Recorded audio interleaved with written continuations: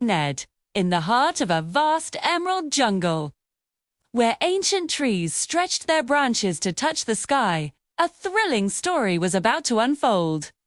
One quiet evening, as the sun painted the clouds in hues of orange and gold, Father Wolf was on the hunt. His paws moved silently over the forest floor, his senses sharp. But instead of the scent of prey, a different sound reached his ears, a soft, plaintive cry. Curious, he pushed aside a thick curtain of leaves and found something astonishing. A tiny, abandoned human baby. He whispered to himself, a man cub, ... Without a second thought, he gently picked up the child and carried him back to his den. But from the shadows, a pair of menacing eyes watched. It was Shere Khan, the fearsome tiger. He had stolen the baby from a nearby village, and he was furious to have lost his prize. Back at the den, Mother Wolf saw the child not as a threat, but as a new member of their family. She welcomed him warmly, nuzzling him with her snout. "We will call him Mowgli," she declared, her voice filled with a newfound tenderness. Mowgli, the brave one. She and Father Wolf stood guard, a protective barrier between the tiny child and the dangers of the jungle. Mowgli grew up among the wolves, his days filled with laughter and adventure.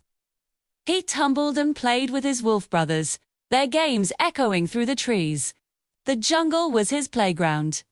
He swung on thick vines like they were ropes and learned the secret languages of the wild. Treacher, from the smallest beetle to the largest elephant, became his friend. The jungle was his home, and he was its son. But Shere Khan never forgot. The tiger lurked in the deep shadows, his patience like a coiled spring, waiting for the perfect moment to strike and reclaim what he believed was his.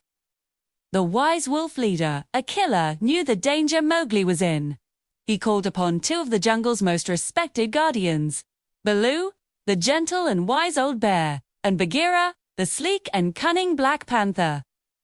Their mission was clear, to teach Mowgli the sacred laws of the jungle and to protect him from Shere Khan's wrath. Baloo took on the role of a fun-loving teacher, showing Mowgli how to climb the highest trees and how to listen to the subtle whispers of the wind. He taught him which fruits were sweet and which berries were poison. Bagheera, ever the strategist, taught Mowgli how to be stealthy, how to spot hidden traps, how to move through the undergrowth without making a sound. Under their guidance, Mowgli's skills sharpened. He became as swift as a deer, as agile as a monkey, and could swim through the rivers with the grace of an otter. He was truly a child of the jungle. One afternoon, disaster struck. While playing near a rocky outcrop, one of Mowgli's wolf brothers slipped and tumbled into a deep, hidden pit. His frightened yelps echoed through the forest, a sound that quickly attracted unwanted attention. Shere Khan, who was prowling nearby, heard the cries and saw his chance. A trapped wolf caban. Easy meal. He slunk forward, his lips curling into a hungry snarl. But just as he prepared to leap, Mowgli sprang into action. Using his quick thinking, he grabbed a long, sturdy vine and lowered it into the pit. His brother latched on, and with a mighty heave, Mowgli pulled him to safety. The tiger roared in sheer frustration, his plan foiled by the very man cub he despised. He had been defeated once again. Brett, recognizing that Mowgli would face many more dangers, Baloo taught him a very special lesson, the magic words of the jungle. It was a universal call for help, a phrase that would grant him safe passage and assistance from nearly any creature. Baloo's deep voice rumbled, "Repeat after me, little brother. We be of one blood, you and I." Mowgli practiced the words until they became second nature. Now, he carried a power greater than any claw or tooth. He could call upon the entire jungle for aid. The Lord's Bandar-log, the chattering monkey folk, had been watching Mowgli from the high canopy. They were chaotic and foolish, but they envied Mowgli's cleverness. They saw how he could build shelters and find food, and they got a grand idea. Mowgli should be their king. They believed he could teach them to be wise, like humans. So, as the sun began to set, they descended from the trees in a swift, silent rush. Before Mowgli knew what was happening, strong hands grabbed him, and he was whisked away.